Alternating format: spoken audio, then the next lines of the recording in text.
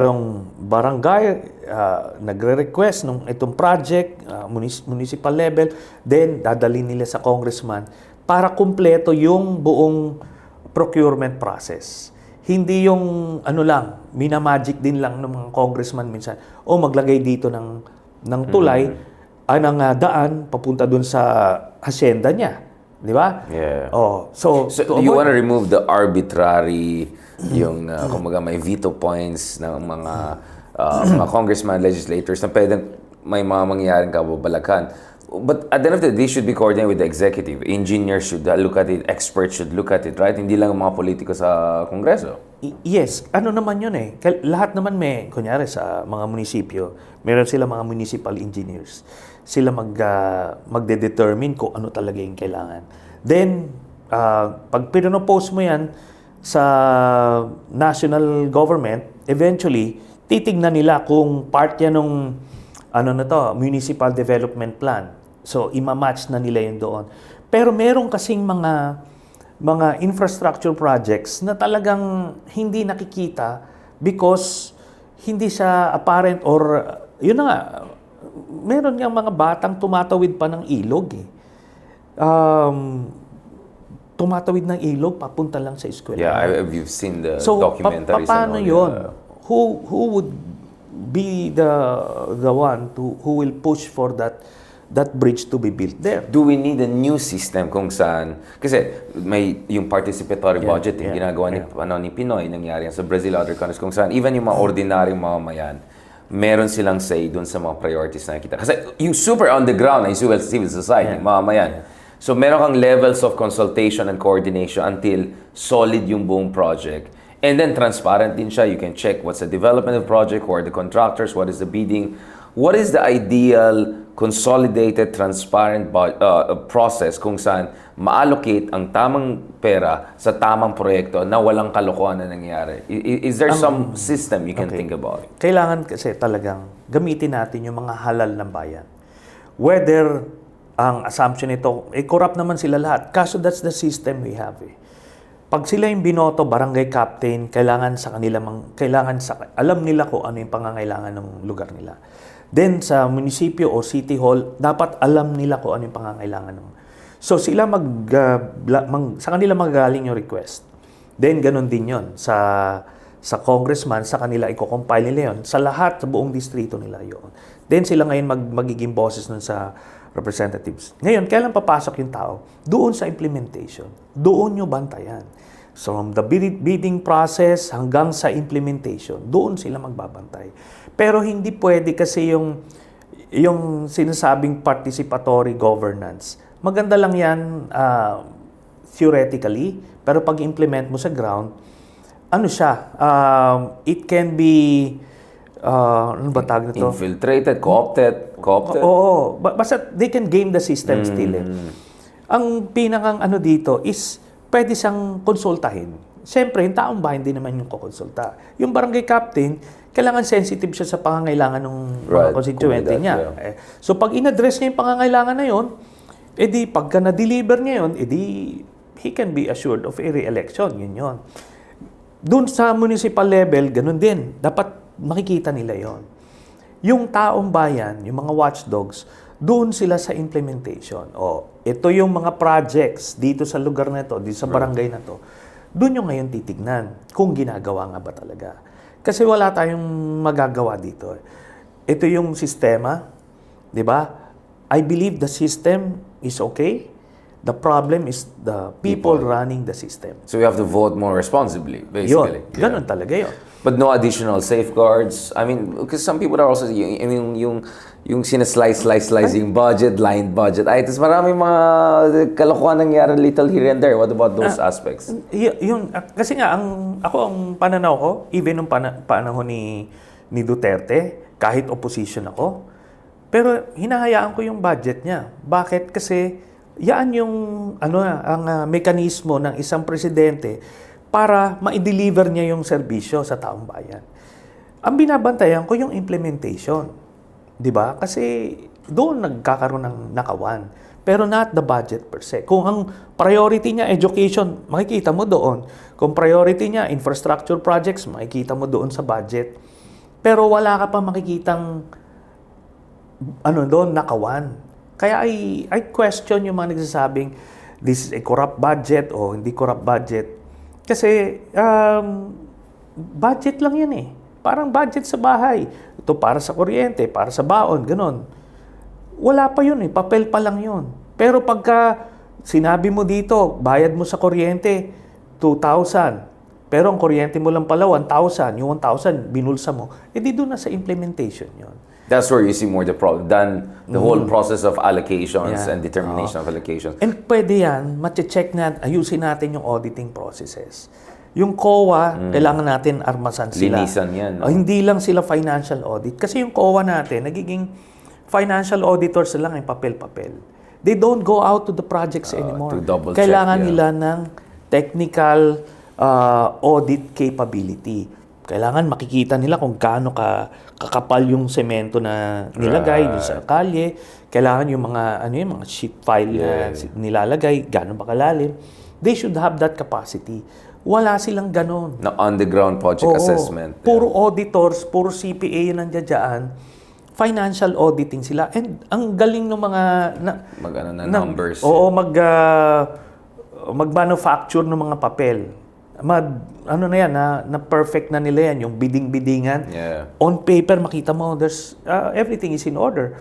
Pero doon mo makita kung substandard yun, So maybe public accountants, civil engineers, civil society restaurants, they can work. They can have a kind of a multi-agency and also kind of a...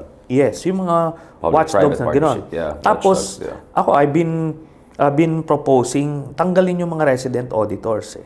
Yung resident auditors kasi na, Pwede let's say, mako-opt? nako-co-op sila o nako-coerce sila. Pero pagka, rotating sila, niraraffle kung ano yung audit nila. Di ngayon, they can do their jobs dispassionately and without fear or favor. They can... And their budget also, problema, we had Heidi Mendoza also on this platform.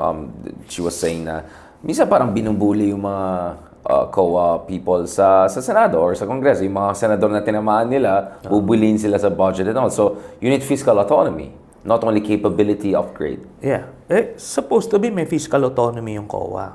And kailangan mo talagang taasan yung sahod nila, yung recruitment level. Yung capability nila expand. Kasi naging dekahon na na financial audit lang sila eh. Hindi dapat. They should be there on the field. Technical audit ang mas importante dito. Kasi kung meron ganon, wala mag-ghost project. Kasi, mabibisto ka agad eh. Pero pag financial audit, makakalusot pa sila. Ngayon, yung reason kung ba't nga tatanggalin mo yung resident auditors, pag meron lang silang district offices, iraraffle mo lang doon. Ngayon, hindi alam nung mayor, congressman, kung sino yung lalagyan nila para hindi sila magkaroon ng disallowance o suspension. Whereas kung may resident auditor, kaya nilang suhulan. Kaya nilang, kung hindi nila masusuhulan, pinapatay yung ibang mga COA auditors. So, yun yung mga proposal ko na sinubmit ko dati. So, using that logic, your framework, what's your problem with Pulong's 51 billion? Yeah. There's nothing wrong with the allocation. The implementation is where things went wrong. Like, what's There's something wrong with the allocation kasi hindi siya equitably distributed. Kailangan yung national resources equitably distributed based on the population or the needs, di ba? Kaya hindi naman kunyari may population ka, malaki population mo, pero progressive na kayo, moderno na yung inyong lungsod, doon naman dun sa mga nangangailangan. So that's the equitable distribution.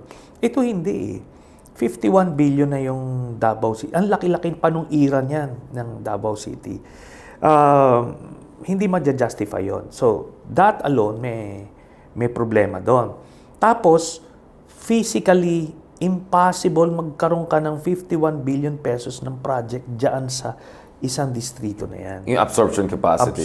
Capacity. Tapos, yun na, hindi lang. But yung physical limitations of the area, maliit lang siya for a 51 billion peso budget. Yun. And that's where you think something fishy happened. And meron talaga. Ebidensya. So, oo. So, what are you expecting? Like, what about the other projects of Duterte's? When Sara was the mayor, what about those projects? Not to mention things she has been... Kasi may kaso na sa kanya for her DepEd tenure. Pero she was also a mayor during Digong's time. What about the budget implementation allocations back then? We will be filing a case na naman this month, no? We'll be filing graft cases against Sara Duterte. Again, doon sa mga ginawa niya, kasama na doon nung DJ case? Nung mayor pa siya. Graft cases. Graft cases, though, yeah.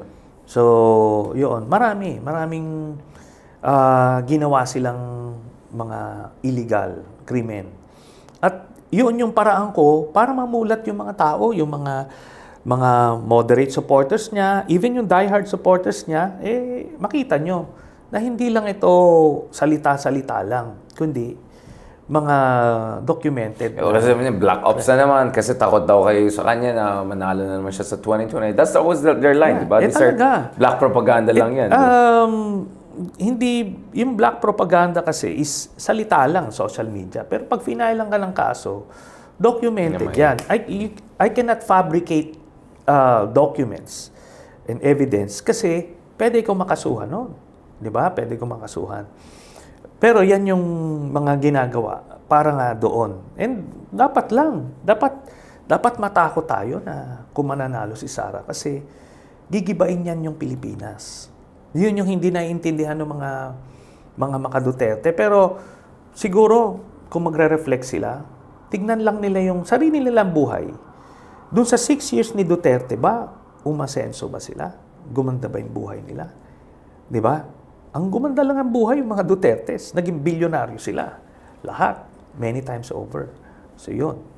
Until they can grapple with that reality na nabudol sila, magkakaproblema tayo. Do you think people have been forgetting that? Kasi Sara's number obviously are not as high as before. I mean, the Duterte used to be 95% approval, whatever, right?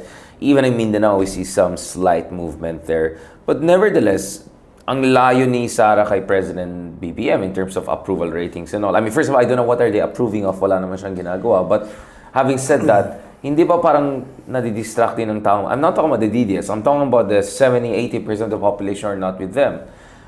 Do you think they're distracted from also the other side of the coin? While everyone is looking at what's happening in DPWH. And, I mean, just looking at the case of Yusek Cabral, the late Yusek Cabral, right? I mean, her rise to power was really during Digong's time, right? A lot of projects of this guy started during Digong's time. And yet people talk as if all of this corruption is just the last 2 years, 3 years, or it's just the 2025 budget, which was the worst ever and all of that. Hindi may parang imbalance, asymmetry, and that's actually helping the cause of the Dutertes? That's exactly what happened. I think yan naman yung pagkakamali ng ICI. They had the opportunity na imbisigahan ito from where it started. Yeah. Nung panahon ni 2016, yeah. Kung chronological yung kanilang investigation, hindi ganyan na magiging yung PCIJ kasi nag-release. I mean, klarong-klaro sa PCIJ. The Diskaya companies, all of these dodgy companies, dun lumobo suddenly. Even Bernardo, even Cabral, dun sila. Yun yung heyday nila eh. Exactly. Kaso ngayong ICI, purong latest lang, yeah. Ako feeling ko, dahil is either takot sila sa mga Dutertes or kasabwat. Ako, I'm ready to get there. Kasama na itong sina Babe Singson and kasi binibuild up na parang mga maayos na tao. Kasi kung maayos sila, dapat doon nila sinimulan. Bakit di nila ginalaw? They were there, yung 2 commissioners na nag-resign. Bakit hindi nyo pinatawag si Bongo? Bakit hindi nyo in-insist na humarap si Pulong? Tapos bakit si Bernardo si Sandro pa yung pumunta? O lahat pumunta except si itong mga ito. 'Di ba? That makes you question eh. Kaya ako wala akong believe sa kanilang lahat, pati yung mga nag-resign. Hindi ako believe dun sa mga yon kasi they had the power, they had the opportunity. Ayusin na natin to. Kailan to nagsimula? Si Bernardo, itinalagayan ni Bongo noong 2017. Hindi ba material yon? So even the Zaldicos and the Eric, I mean, lahat yan, mga paano ng Digong ang kanilang rise to power. So, yun na yung nangyari. Kaya nangyari ngayon, tinamaan si President Marcos. Parang it's as though sa term lang niya nagsimula ito. So yan ngayon ang backlash niya. Ang pagtitignan mo naman doon sa, ako tinitignan ko, hindi naman yung net yung approval. Tignan mo yung approval. 38 kay President Marcos and 56 I think kay Sara.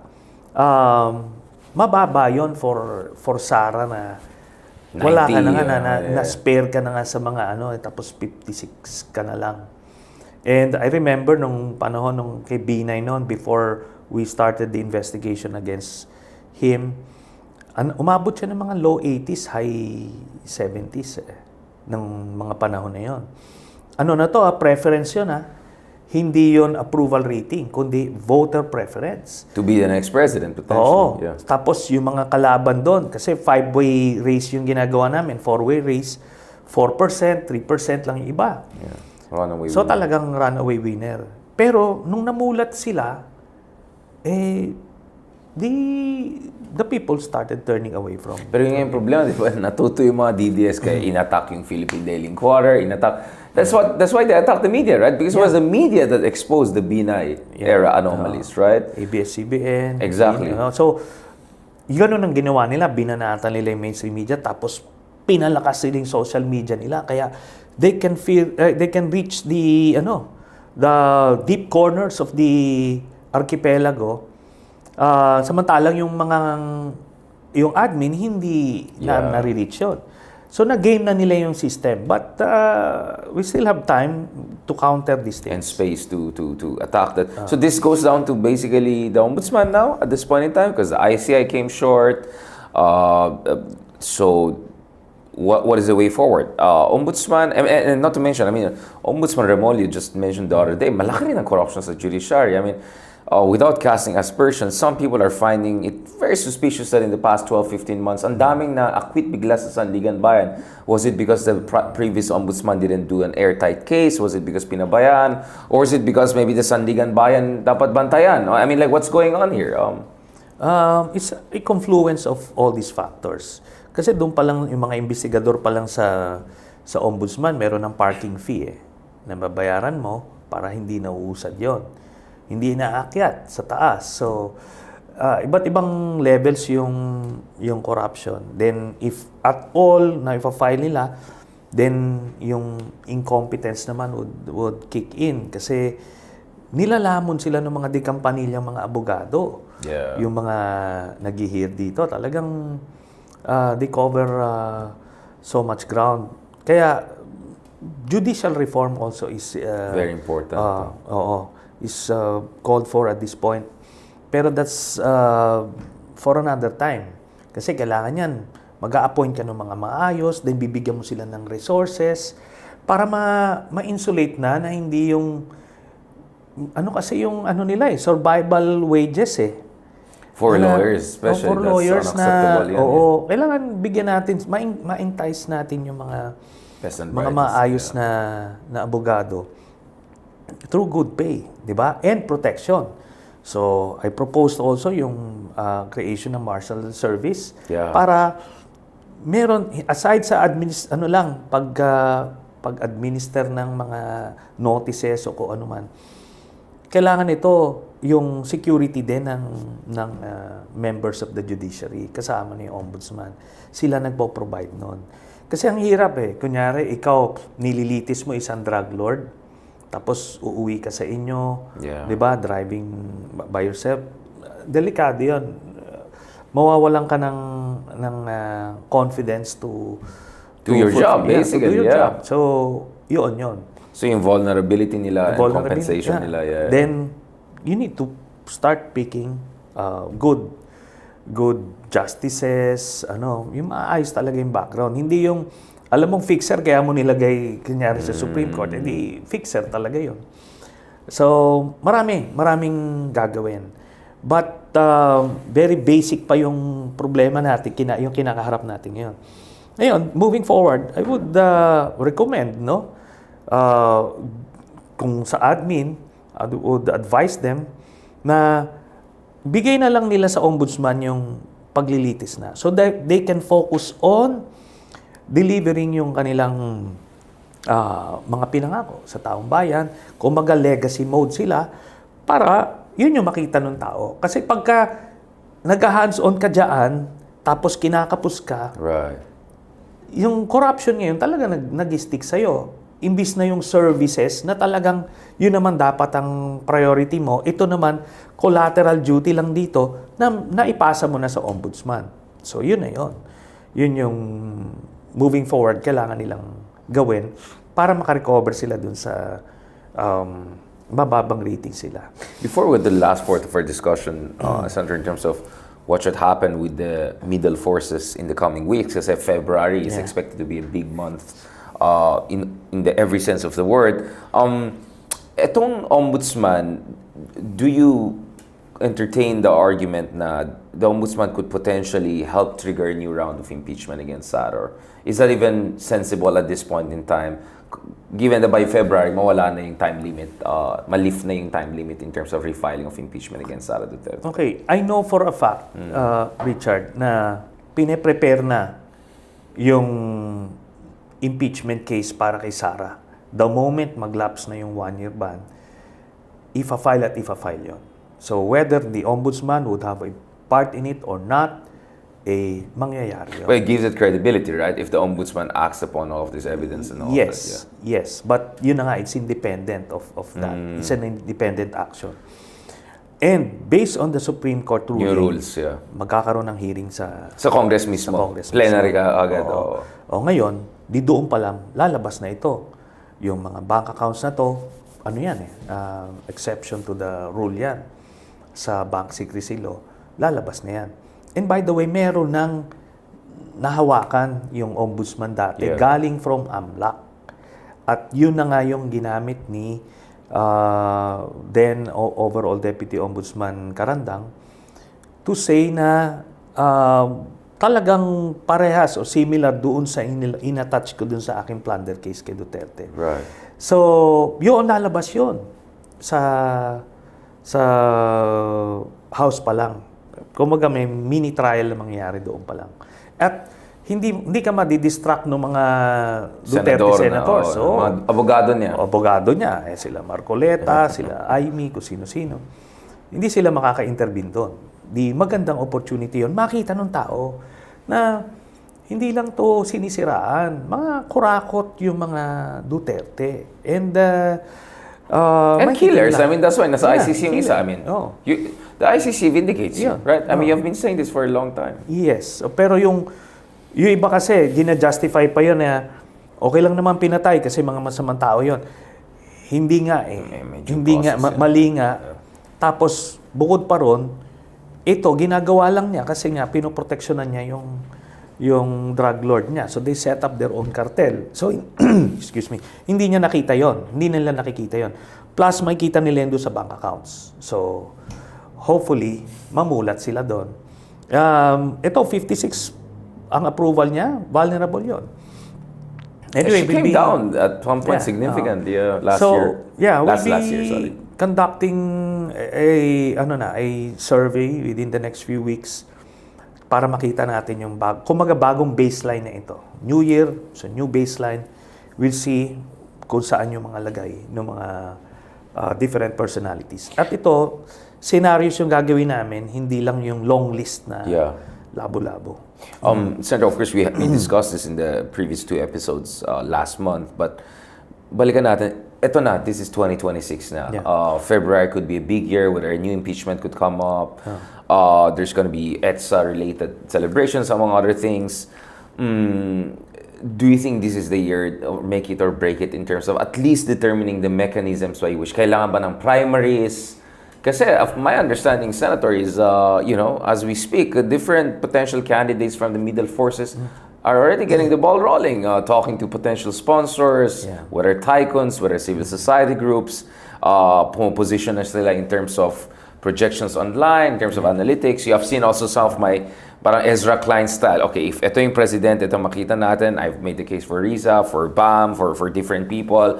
For you, I'll make also that case also, Senator. No, I mean, I'm just trying to make sure people know we have options. No option is perfect, but we have many good options. as I said, it's you, Risa, Bam, Kiko, Lenny, whoever it is.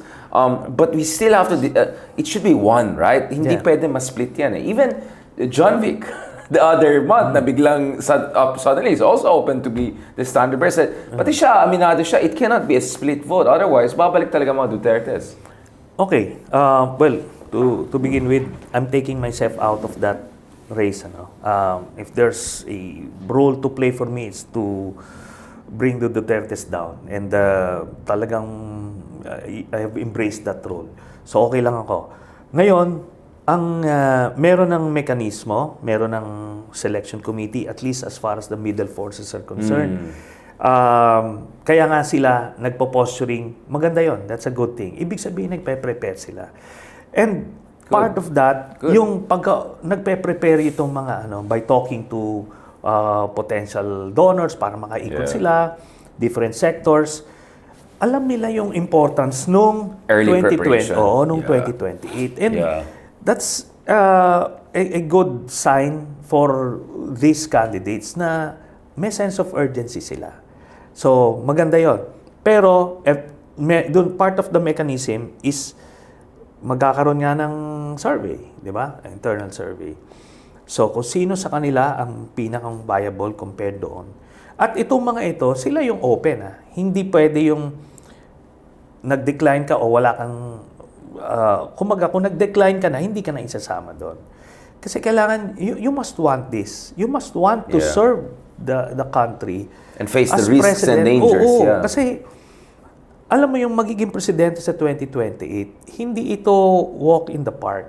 Hindi ito parang papasok ka sa isang paraiso. Yeah. Hindi. Ang daming political forces at play. The Dutertes will remain there. Very potent yan. Tas mga bata pa yan sila.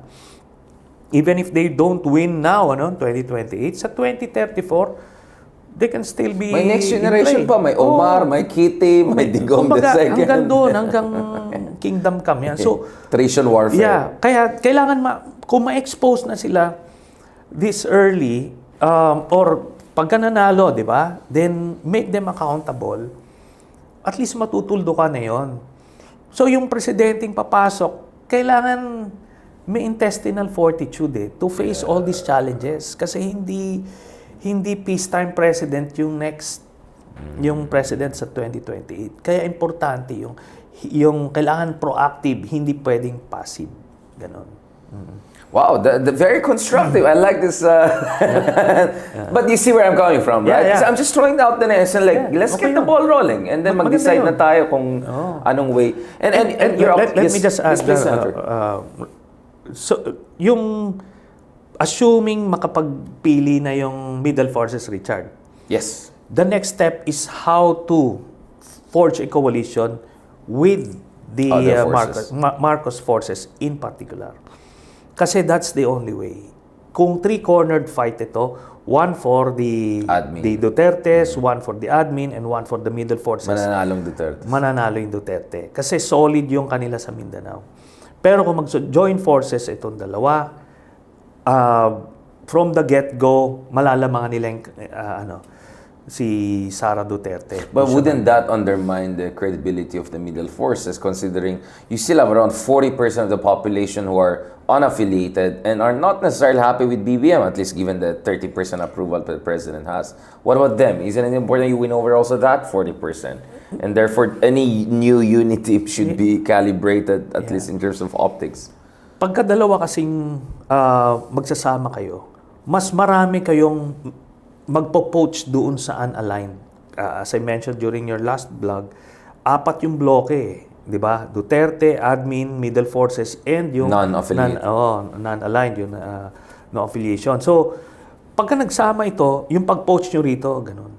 Mas marami kayo magpo-poach doon sa... Ma-amplify yung ability niyo to recruit new... kasi person to person ang most effective way of recruitment. Kung mas marami kayo, di mas marami doon. We've done that before, yung isolationist mindset natin, purist mindset. Hindi nangyari. And hindi ka naman, ito pa, ang po-provide pa nung admin is the resources and the machinery. Yung mga LGUs, they would have a way to communicate with them. So, basta find a common ground. Ano ba yung mga gagawin nating reforms? Ganon. Then, yung mga issues na medyo mabigat o touchy for both sides, wag na muna, galawin. Then, focus lang doon sa common program of government that you can agree on. Then, hindi naman imposibleng mangyari yon. That way, you can guarantee victory. Then, you can serve. Kasi mas importante, di ba? Ano ba mas importante? Yung purity nung ways mo, hindi nga yung intentions, yung ways mo, or yung makapagsilbi ka sa bayan para masimulan mo na yung reforma na hinahangad mo noon pa. Di ba? Kasi pag natalo ka, no matter how you say na, well, at least hindi ako nakipagsanib pwersa sa kanila, basta't ako lang yung magaling. Ano ka ngayon? You see our country being run by the people na kinalaban mo, 'di ba? Kasi nga you felt na you had a better program that you'd be able to make a better difference in the lives of the people. Kaso out of pride, hindi mo ginawa yung kailangan mo gawin para manalo. Yun. To be fair though, Senator, I think since we were having this discussion January 2025, late 2024, it looks like people are kind of getting what's going on here. So the conversation is no longer that, kailangan ng may counter coalition and all. I think the conversation is that, okay, how do you do it in a way na comfortable lahat? I mean, imagine if an Aquino is the standard bearer. Let's say, bam, okay, let's spell it out. Do you, like Aquino, Marcos together, and they say we're moving forward? I mean, wouldn't there be some tension, some difficulties there? Or if it's Riza, who's known as very progressive and strong against the Marcos dictatorship legacy, wouldn't that be also a little bit tricky? So I think now the discussion is moving to a more mature, tactical, positioning optics kind of discussion. And then more importantly, you keep on mentioning survey. I'm going to have discussion again with folks from Okta and W Numer and other survey agencies also later this week, which is, ano bang alam natin dun sa 40% na yan? Kasi parang medyo, hindi naman black box. But we still have to figure out ano bang pumipitik sa kanila eh. Because at the end of the day, we can have all the debate among ourselves and us, Duterte, ganun. Pero at the end, we have to win over the majority of Gen Z, millennials, and that 40%. So yung dalawang issue na I want to end on this because I think this is very important na we're now more maturing towards, okay, how should this look like, this coalition building na palatable to both sides, doesn't alienate core bases from both sides, unless your argument is no, the existential threat is clear, but I don't think everyone is also that realistic, unfortunately. And then the second part is, shouldn't we have more studies and proper analysis of anong pumipitik dito sa 40% at kabataan na yan? Because they are the key to victory. Okay.